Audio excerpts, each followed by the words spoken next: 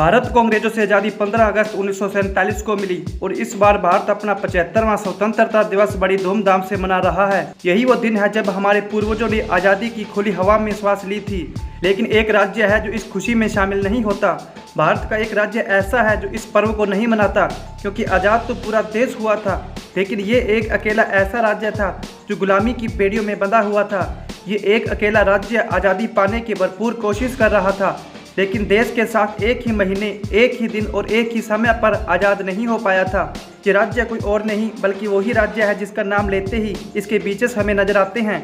हम बात कर रहे हैं भारत के गोवा राज्य की, जो 15 अगस्त की आज़ादी नहीं मनाता, क्योंकि इस दिन गोवा को आज़ादी नहीं मिली थी, बल्कि पूरे देश की आज़ादी के 14 साल बाद 19 दिसंबर 1961 वो तारीख है जब गोवा आज़ाद हुआ था।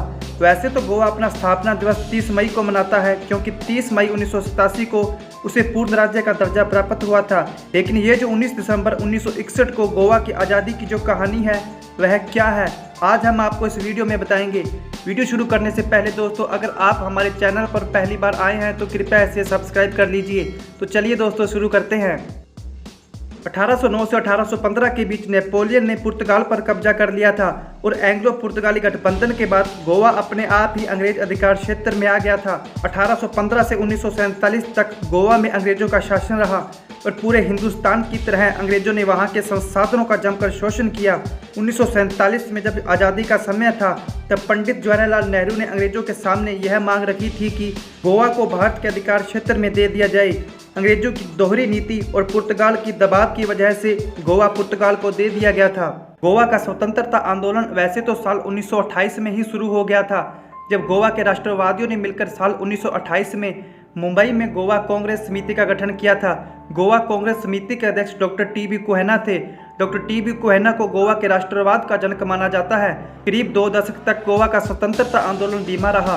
साल 1946 में स्वतंत्रता सेना प्रमुख समाजवादी नेता डॉक्टर राम मनोहर लोहिया के गोवा पहुंचने से आंदोलन को एक नई दिशा मिली, लेकिन बाद में आंदोलन का दमन करते हुए राम मनोहर लोहिया को जेल में डाल दिया गया।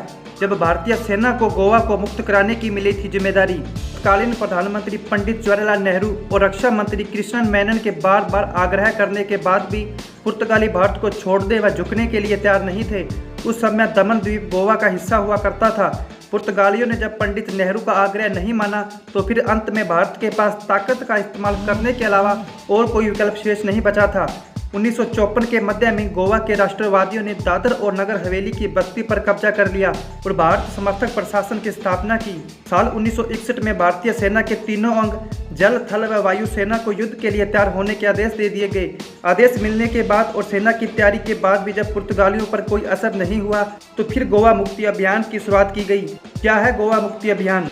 भारतीय सेना ने 2 दिसंबर को गोवा मुक्ति अभियान की शुरुआत की। वायु सेना ने 8 और 9 दिसंबर को पुर्तगालियों के ठिकानों पर बमबारी की, जिससे पुर्तगाली तिलमिला उठे। इस तरह से 19 दिसंबर 1961 को तत्कालीन पुर्तगाली गवर्नर मैनुअल एंटोनियो वास्को ई सिल्वा ने भारत के सामने समर्पण के समझौते पर हस्ताक्षर कर दिए और इस तरह भारत ने गोवा को मुक्त करवा लिया और पुर्तगालियों को भारत छोड़ने के लिए मजबूर कर दिया।